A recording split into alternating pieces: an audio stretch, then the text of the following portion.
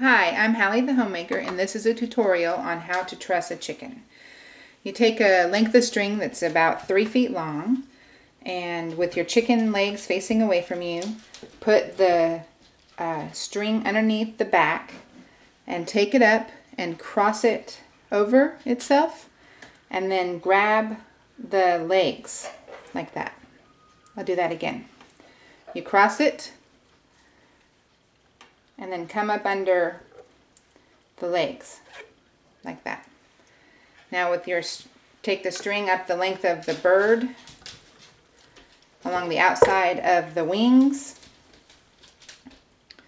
and cross it 3 times. 1, 2, 3. Pull it down, make sure it comes up underneath the neck, and pull it tight until you hear a crick. And then tie it off.